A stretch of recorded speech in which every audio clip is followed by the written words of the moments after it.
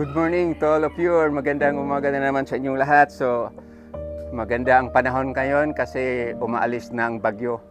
Dahan-dahan silang umalis, so siguro sana hindi na sila babalik for this morning. So, ngayon nandito ako sa harap ng aming bahay with my paborito ko na bonsai materials, which is the Ficus nana here, and also itong aking manik, chicken. It is a silky chicken, then ang iyang unod, ang iyang laman nito is itim. So, ngayon, this morning, mabuti na lang may tumutulong sa akin sa paglinis dito sa bahay. So, tingnan ko sa likod kung dyan yung naglilinis ng bahay. Nagbunlay doon sa likod pala, bahay naman. So, pinakawalan na namin itong mga manik namin. So, puntahan natin doon sa likod. Puntahan ko yung kasama ko sa likod, yung tumutulong sa akin sa pagbubunlay.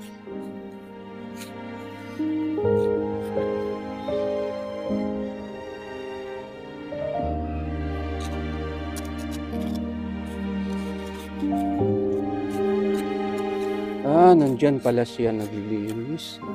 So, mabuti na lang may tumutulong sa akin sa pagbubunlay. Ang sipag niya magbunlay.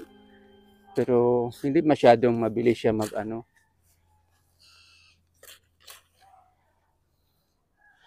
So, hindi na ako nakaproblema kasi may tumutulong sa akin, tapos makaya ko na mag-asikaso sa aking mga bonsai doon sa kabila.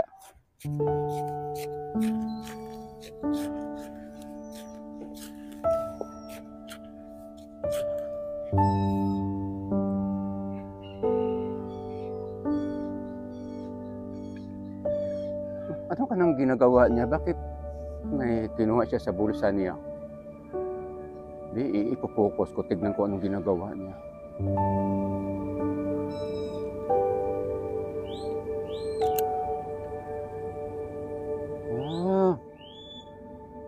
Laruan. Sport car. Parang Chevrolet Corvette yan. Nangarap pala siyang magkaroon ng laruan na ganyan. Kaya niya lagi niyang dala-dala pag tuwing maglinis siya.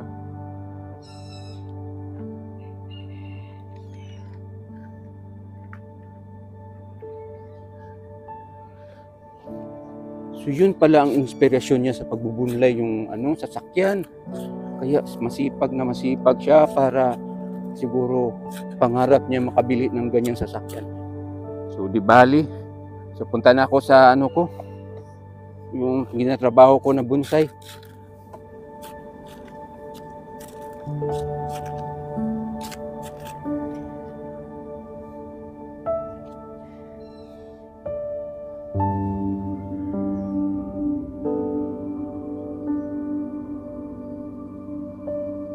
Oh, nandito na naman siya. Marunong ba kaya yung gumagawa ng bonsai na yan?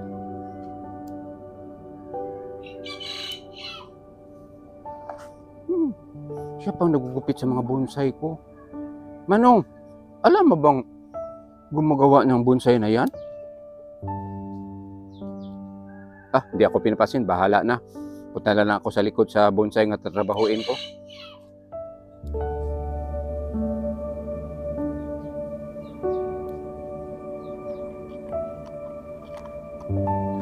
So ito yung tatrabahuin ko na bonsai materials na parang na-abandon na. Kasi wala naman ako problema dito kasi may tumutulong man sa akin na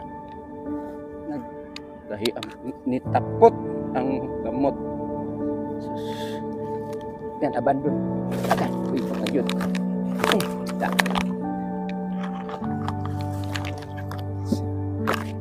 So ito yun, parang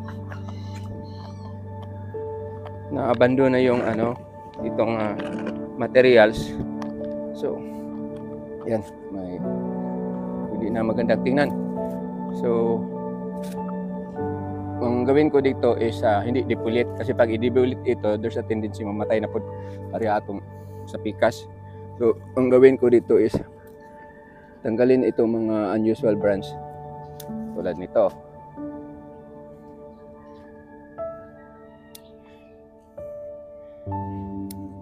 So kasi parang paliit ng dahon nito, so Need for trimming na lang.